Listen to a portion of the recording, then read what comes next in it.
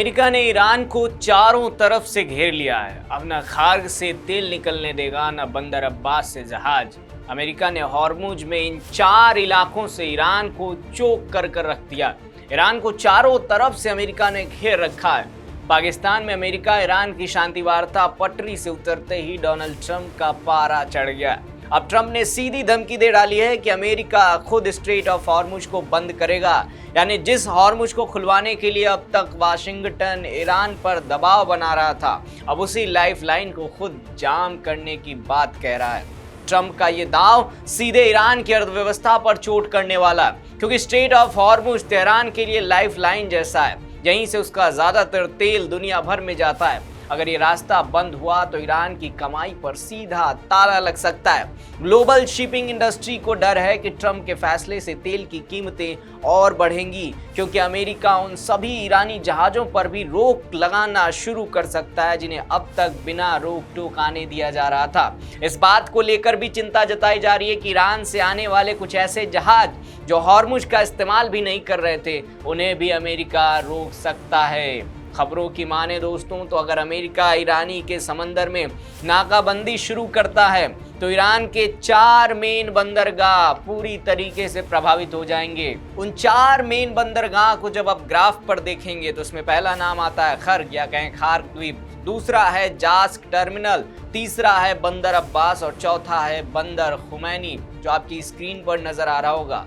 ये सभी बंदरगाह जो आपके स्क्रीन पर दिखाई दे रहे हैं, इन सभी बंदरगाहों को अमेरिका बंद कर सकता है। वैसे अमेरिका और इजराइल के साथ जंग शुरू होने के बाद ईरान ने हॉर्मुज को बंद करने का ऐलान किया था, लेकिन फिर ईरान ने धीरे धीरे इसे खोला।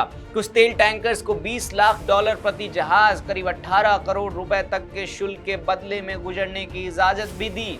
ये भी सामने आया कि हॉर्मुज से यूएई ओमान को तेल निकलने में दिक्कत आ रही है। वहीं ईरान युद्ध के दौरान भी इस इलाके से अपने तेल का आवागमन जारी रखे हुए हैं। एक मीडिया रिपोर्ट बताती है कि ईरान मार्च तक औसतन 18 लाख बैरल कच्चे तेल का निर्यात करने में कामयाब रहा है, जो पिछले 3 महीनों की तुलना में लगभग 1 लाख प्रति बैरल प्रतिदिन ज्यादा है। ईरान जो तेल बेच रहा है उससे मिल रहे फंड का इस्तेमाल सरकार चलाने और सैन्य अभियानों के लिए हो रहा है, क्योंकि जब से युद्ध चला है तब से ईरान की अर्थव्यवस्था हिल गई है और इन्हीं तेलों के सहारे, इन्हीं टैक्सों के सहारे, इन्हीं पैसों के सहारे ईरान सरकार चल रही है। अब हॉर्मुज स्ट्रेट को बंद करके ट्रंप इस पर डेंट करना चाहते हैं, क्योंकि ईरान ने पूरी तरीके से अमेरिका के नाक में दम कर रखा है। हालांकि इससे दुनिया भर में तेल की कीमतों में उछाल आ सकता है। वैसे आपको बता दें कि पाकिस्तान में हुई मीटिंग फेल होने के बाद कच्चा तेल फिर से $100 प्रति बैरल के पार पहुंच गया।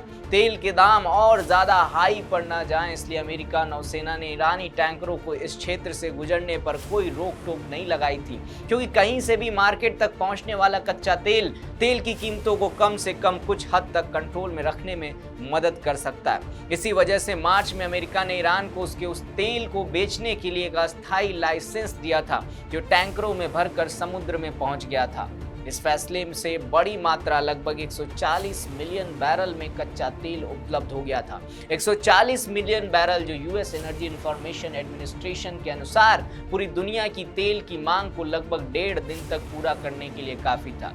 लेकिन अगर अब ट्रंप स्ट्रेट ऑफ हॉर्मुज को बंद करेंगे तो इससे तेल और गैस की कीमतों में और भी उछाल आने के पूरे चांस बने रहेंगे। हालांकि ये सारे कदम अमेरिका की तरफ से इसलिए उठाए जा रहे हैं क्योंकि बीते दिनों पाकिस्तान में शांति वार्ता हो रही थी, लेकिन पाकिस्तान जो सीना चौड़ा करके कह रहा था कि मैं दोनों देशों के बीच शांति वार्ता करवा रहा हूँ, सीज़फायर करवा रहा हूँ, वो शांति वार्ता विफल हो जाता है। ईरान की शर्तें अमेरिका को मंजूर नहीं होती और दोनों देश, ईरान और अमेरिका, खाली हाथ लौट जाते हैं। ईरान भी धमकी देता है कि भैया जब तक हमारी शर्त नहीं मानोगे हम नहीं मानेंगे। अमेरिका कहता है शर्त मानो वरना हम और हमला करेंगे।